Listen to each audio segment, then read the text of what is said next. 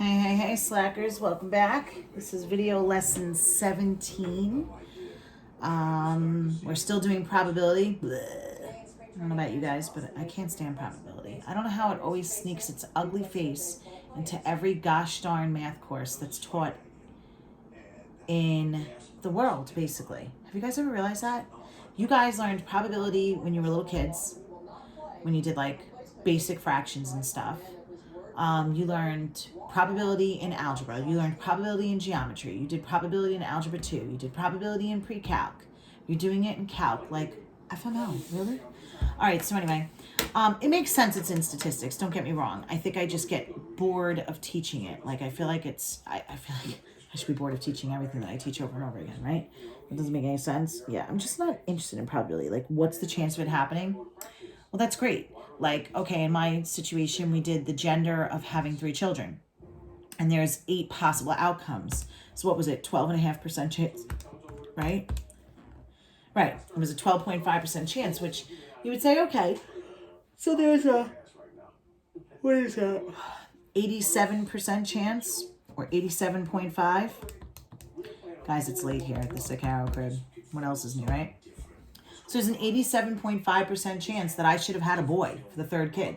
I mean, the odds were in my favor, but look at me, I'm having another girl. So that's why I feel like probability is kind of a crappy thing. But anyway, because you just never know. I feel like you can't predict it. It's a chance. You know, you could fall on one end or you can fall on the other. And everybody's, oh, there's a greater chance you fall on. Yeah, well, here I am, another girl. All right, so anyway, I'm going to remind you guys, especially for my seniors, but for all of you, please, please, please remember June 12th, June 12th, June 12th. I explained this in the last video. I am going to work while I have a baby. So yeah, I'm going to have a C-section and do the whole shenanigans and in the hospital and have a newborn and still work because I want to make sure your grades close out the right way the last 2 weeks. I don't want to hand everything over and it to be a debacle with your grades, your final grade, especially those of you who, you know, paid for credits. It's got to go into Suffolk and it's way too much to hand over for 2 weeks. So I'm going to take the hit, my darlings, for you guys. So please, please, please, you got to get all your assignments in by June 12th, even though in most classes the date will be the 16th. But I would like it on the 12th so I can have everything done. And I can hopefully only have to harass a few of you for being slackers because I know there's always a few of you, which is not going to be kind. So remember, if you do that to me, it's really not nice considering the fact that I'm taking one for the team. But anyway, so we are going to continue on here. I think Governor Cuomo announced, I don't know if he announced it or if it just came down as an executive order. But I heard he extended our stay-at-home, social distancing, quarantine, whatever the hell you want to call it, to June 6th here on Long Island and in New York City. I know there are some people who are very angry about that, but those are probably the same people who are not following the rules. Needless to say, our numbers are too bad here still. We have too many cases, too many hospitalizations, especially, in Suffolk County and in the city. They're going down, but they're not where they need to be yet. And they haven't gone down by the CDC guidelines long enough in order for us to open. So I just keep crossing my fingers because June 6th is very, very close to when I'm supposed to have the baby. And I'm like, damn it. I need this to get better before I go to that hospital and have a baby. All right, so anyway, and that sounds really selfish, but you know what I mean. So homework for this video lesson for 17 is going to be in the same textbook handout that I posted for the homework that's due Wednesday this week, 204 to 206, but I want you to do 8 through 12. So you had to do 3 through 7 for Wednesday, and you're going to do 8 through 12 for Friday. Okay, so we did some notes in the notes packet. Yes. Some of these I did in lesson 15. I went over example 2. I went over example 3 and 4. And that's where we left off, and then I gave you homework. I am going to refrain from going over the homework 3 through 7 right now. I think in the next video, I'm just going to go over all the homeworks. Okay? I would like to try and keep this video a little short, sweet, to the point. because I've been putting up some kind of long videos lately. We have some definitions to write. I want to get through the rest of this packet. So let's focus on getting through the rest of the notes. Your homework will be 8 through 12 on pages 204 to 206. Again, that's in video lesson 16. I posted it, and I will post all of this. Okay, law of large numbers. I've talked about it. I think I referred to it in lesson 15. I referred to it in lesson 16, and now we're finally going to write it. So you ready? The probability of heads is a half when you toss the coin once.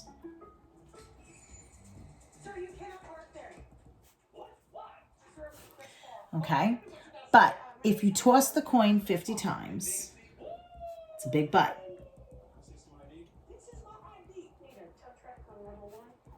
If you toss the coin 50 times, will the probability of heads still be a half? Okay, meaning, i.e., 25 heads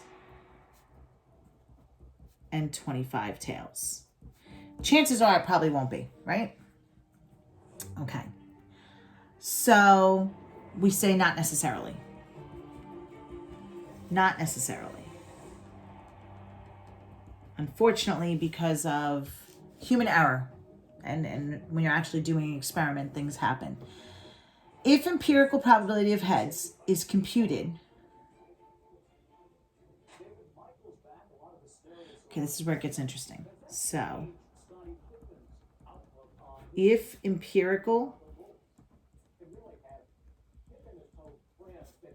probability of heads is computed by using a small number of trials,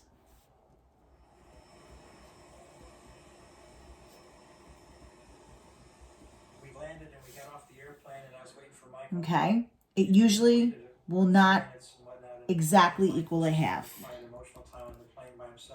It will not exactly equal a half. However, as the number of trials increases,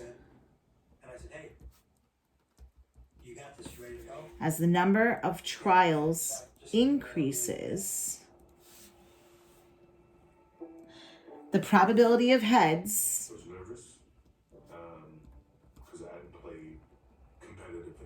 will approach the theoretical probability of a half.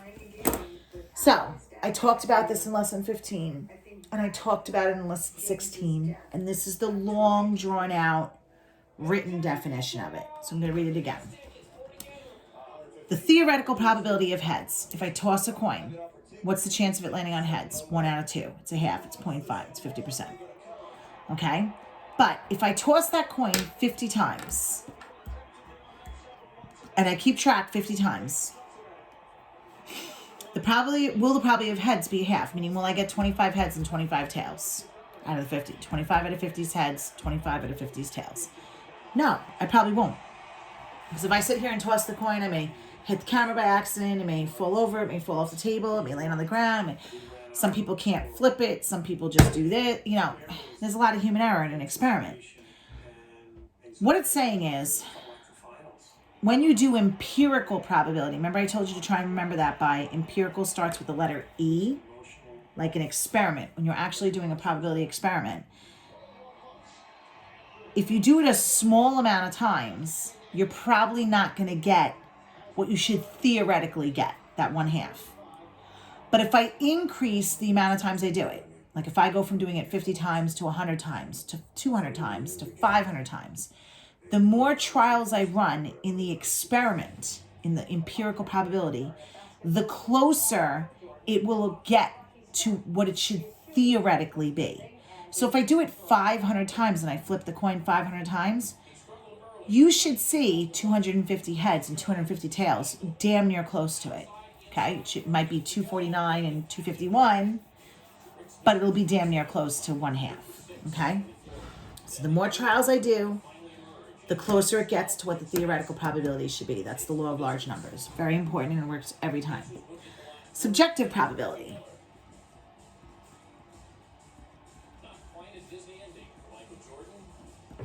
uses a probability value, based on an educated guess.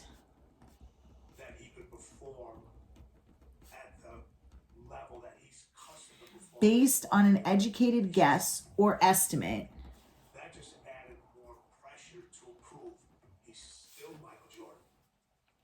employing opinions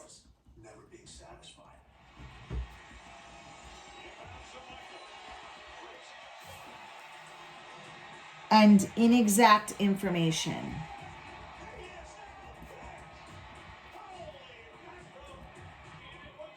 Okay. When he came back, we were full power again. You were off and running. Well, the big star plays a big city, and that makes for very big news. Okay. So, uses a probability value based on an educated guess or estimate, employing opinions and inexact information. So, realistically, an example would be a surgeon tells a patient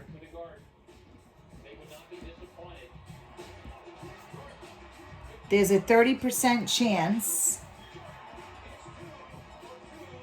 you need surgery. When would that happen?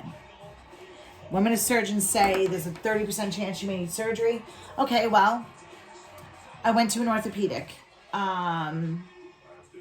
I've been to an orthopedic way more times than you should in your life. When I was your age, I went in high school. I tore my ACL. You guys know the story. I think you know the story. I don't know if you guys know the story. I feel like Calc knows the story. I don't know if College Stats does. Well, anyway, I tore my ACL. I was a runner. I was an athlete. And I had a coach that destroyed me, basically, to be quite honest. But I tore my ACL. It's the ACL, your anterior crucial ligament in your knee, and your Achilles tendon are like the two worst injuries you can do on your body. Of course, I did one of them in high school. I went to the orthopedic right away.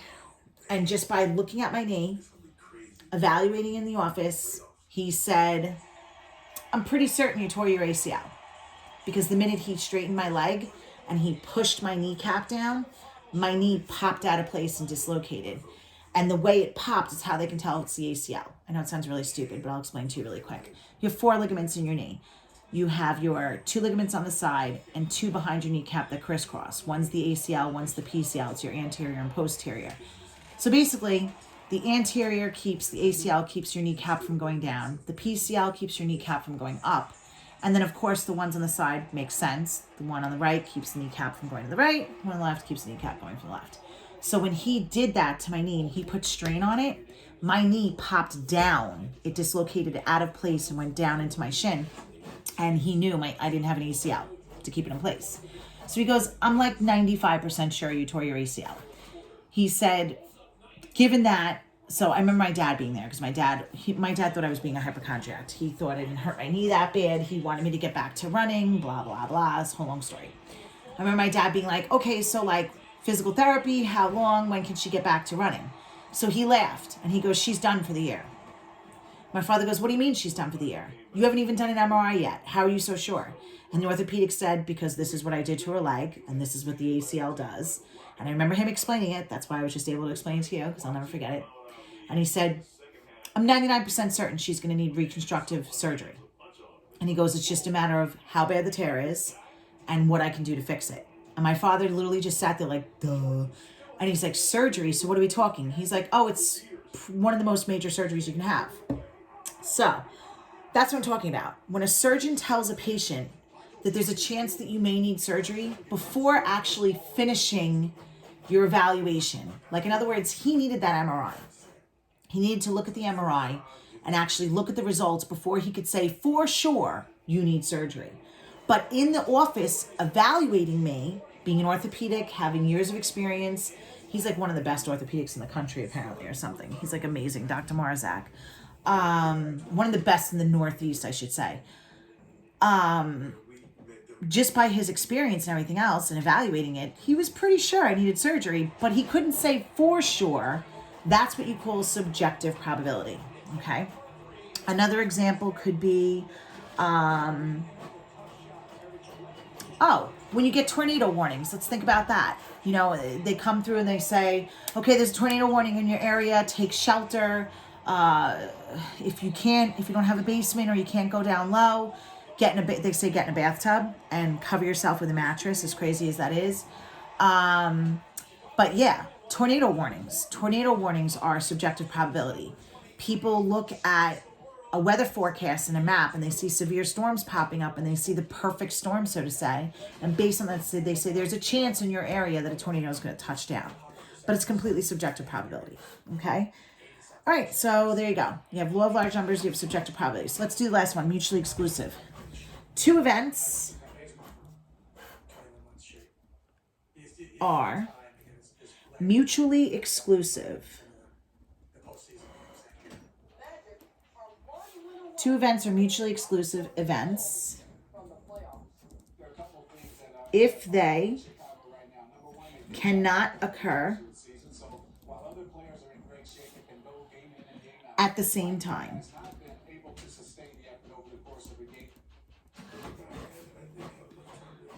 I.e., they have no outcomes in common. No outcomes in common. Okay, two events are mutually exclusive events if they cannot occur at the same time. So they're completely separate from each other. So an example of this would be, I have a dice. What's the probability of rolling an odd number and what's the probability of rolling an even number? Those are mutually exclusive. They have nothing to do with each other. You can't have an odd number that's an even number. You can't have an even number that's an odd number. They're completely separate entities of each other. Okay, odd numbers on a die are 1, 3, 5. Even numbers on a die are 2, 4, 6. Okay, they're mutually exclusive. Keeping it real, what does it mean to be mutually exclusive? Well, my husband and I are mutually exclusive. We only date each other. We are completely separate of everybody else. I mean, I don't want to get into it. I know you're all probably laughing right now. What it is to be the opposite, but we don't date anybody else. We're mutually exclusive with each other. So just try to think of what it means realistically, because some of the problems you're going to do are going to ask you, like, is it mutually exclusive or is it not mutually exclusive? And that's what we're going to talk about now. So just think of separate. They have to be completely separate of each other. They have nothing in common. It's only its own probability. Okay, there's no overlapping. Okay, so take a look at example 5. Read it to yourself.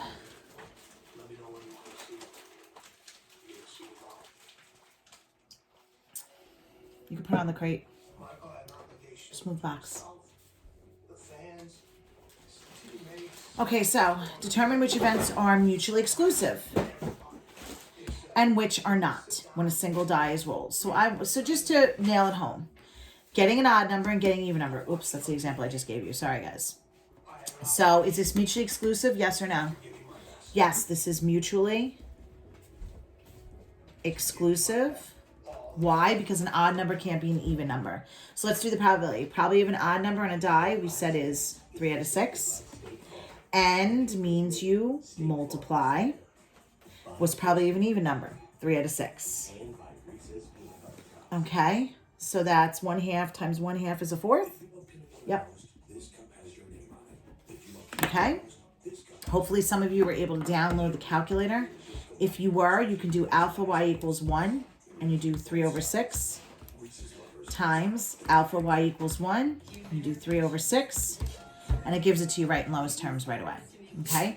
If not, if you're using the calculator on your phone or you're using a calculator on your iPad or your tablet or whatever it is, you would just, in parentheses, 3 divided by 6 times 3 divided by 6. It's going to give you a decimal. If you don't realize that 0.25 is 1/4, you can just tell me it's 0.25. Remember, probability is a fraction in lowest terms, a decimal, or a percent. So I would accept 1/4, 0.25, or 25% as an answer. Okay? All right. Getting a 3 and getting an odd number. Be careful here. Is it mutually exclusive or not mutually exclusive? This is not mutually exclusive. Why not? Is there any overlapping? A 3 and an odd number. 3 odd. Is 3 odd? That's the question. Yes, it is. It's very odd. If your odd numbers are 1, 3, 5, 7, 9. 3 is an odd number, so they're not mutually exclusive. They share things in common. 3 is odd.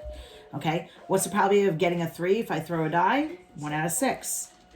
And means I multiply. What's the probability of getting an odd number? We said 3 out of 6, but because they're not mutually exclusive, you can't count the 3 twice. Remember the overlapping rule. So your odd numbers are technically 1, 3, 5 on a die, but I already counted the 3. So I'm going to say 2 out of 6. So this is going to reduce to 1/18th, I think. Yes. Okay, again, you could just put it in the calculator. All right, let's keep going. Getting an odd number. Sorry, darlings. Getting an odd number and getting a number less than 4.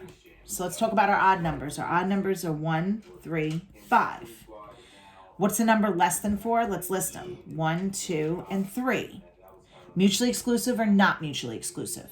Is there any overlapping? Yeah, there's overlapping. We have a 1, 1, and a 3, 3. So we're going to say not mutually exclusive. It's not, because they both share a 1 and a 3. Okay? So we can't count it twice, so be careful. What's the probability of an odd number? 3 out of 6. And means you multiply. What's the probability of a number less than 4? Well, I already counted the 1 and the 3, so I'm going to say it's only 1 out of 6. Okay? So that's 3/18, which is 1/12? What? Yeah. 3/36. Hi, I can't multiply. 6 times 6 is 36, not 18. So 3/36 is 1/12. Okay? Getting a number greater than 4. So tell me, what are the numbers greater than 4? We have 5 and 6. And getting a number less than 4. 1, 2, 3. Is there any overlapping? No, ma'am. So mutually exclusive or not? These guys are mutually exclusive. They are in a monogamous relationship, only with each other. Okay, so we have 2 out of 6 times 3 out of 6. So this reduces, and this reduces, and I get something like 1/6. Wham, bam, thank you, ma'am. And again, if it's confusing what I'm doing here, just throw it in a what? In the gosh darn calculator. I spent 15 months turning my body into All right, let's keep going. Drawing a card. Again, I want to know, is it mutually exclusive or not? And then answer the question. So you ready? Getting a 7 and getting a jack. What's the probability? How many 7s are in a deck of cards? We have 4 out of 52 total. End means you multiply. How many of them are jacks? There are 4 of them, 1 in each suit, out of 52. Can a 7 be a jack? No, ma'am. So mutually exclusive or not? This is mutually exclusive. They're separate from each other. If you multiply that out and reduce it, you should get 1/169. Are we okay, darlings? All right, getting a club and getting a king. Be careful here. Can you have a king of clubs? Yes, there's 1 king of clubs, so be careful. This is not mutually exclusive. I have 13 clubs. There are 13 cards in each suit. End means you multiply. Normally there's 4 kings in a deck. King of hearts, king of diamonds, king of clubs, king of spades. But I already counted the king of clubs, which means now I'm left with 3 of them. So if I multiply that out, you get something like 3/208. Okay, my darlings, let's keep going. Getting a face card is ace of face. Ace is not a face. So your face cards are jack, queens, and kings. Okay, face cards are jack, queen, and king. How many of each of them are there? There's 4 in each of them. 4, 4, and 4, which means there's 12 face cards. Ends mean you multiply. How many aces are there? 4 of them. Ace of hearts, ace of diamonds, ace of spades, ace of clubs. Can ace be a face? No. So we say they are mutually exclusive. There's no overlapping. An ace is completely different than a jack, queen, king. If we multiply that out and reduce it, you should get 3 over 169. How are we doing, darlings? And the last one, a face card and a spade. Now be careful with this one. Your face cards, again, are your jack, queens, kings. Remember, you can have a jack of diamonds, jack of hearts, jack of spades, jack of clubs. You can have a queen of diamonds, queen of hearts, queen of spades, queen of clubs. You can have a king of diamonds, king of hearts, king of spades, king of clubs. There's 4 of each of them for each suit. So, is there overlapping? Can I have a jack of spades? Can I have a queen of spades? Can I have a king of spades? Yes. So it's not mutually exclusive because there's overlapping. They're not completely separate. They share things in common. Your face cards are 12 of them. End means you multiply, but be careful. Don't count those spades twice. So how many spades are there? There's a jack of spades, queen of spades, and king of spades. That's 3 of them. So normally I would have 13 spades. Right? Isn't there 13 spades? 2, 3, 4, 5, 6, 7, 8, 9. 10. Jack, queen, king, ace. 13. 13, and I'm going to take away 3 of them. Jack, queen, king. If I take away 3 of them, then I have 10 out of 52, right? Yes. Okay? Because I take out the jack of spades, queen of spades, king of spades. So I'm left with 10 from the original 13, because I don't want to count them twice. So you end up getting something like 3 over 52. Okay? All right, let's finish this up. Selecting a donut. A box contains 3 glazed donuts, 4 jelly donuts, and 5 chocolate donuts. If a person selects a donut at random, find the probability that it is either glazed or chocolate. Probability that it's glazed or the probability that it's chocolate. How many glazed are there? 3. And how many total? 3 and 4 is 7, and 5 is 12. Or means you add, and how many chocolate are there? 5 out of 12. They don't have glazed chocolate donuts, so we're not going to worry about overlapping. So you get 8 out of 12, which reduces to 2/3. Yep.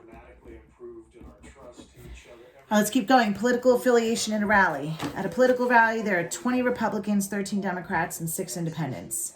If a person is selected at random, find the probability that he or she is either a Democrat or an independent.